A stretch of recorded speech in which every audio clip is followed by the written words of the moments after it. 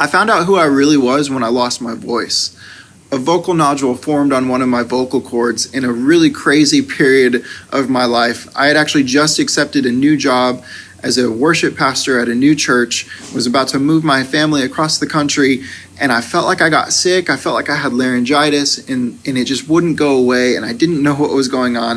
My body felt fine. I didn't feel sick anymore, but my voice, it just wasn't operating as it was supposed to. It wasn't working, and I got scoped, and I heard the thing that no worship pastor or singer ever wants to hear.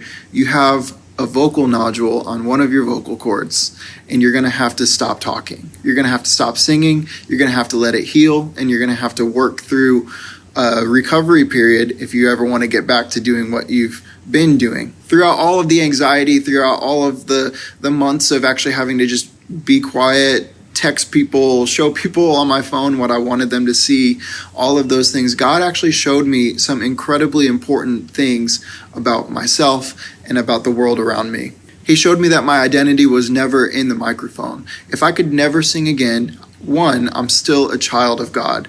And two, I'd still be a pastor because my calling was never about singing the songs. My calling was actually about using the songs as a doorway to get to speak into people's lives and to have one-on-one conversations about the good things, about the hard things.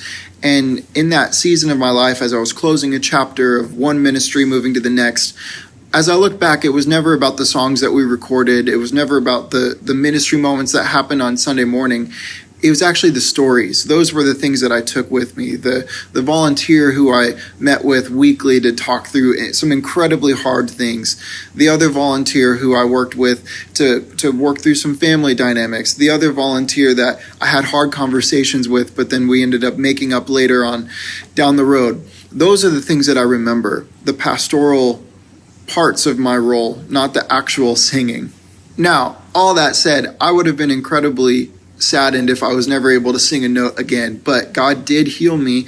My vocal note is gone. I'm able to speak. I'm able to sing. I'm leading worship every week right now. But that season really did change me. And I realized if the stage disappeared, my calling would still be the same, to be a pastor, and even more importantly than that, to identify myself not as a singer, not as a leader, but as a child of God.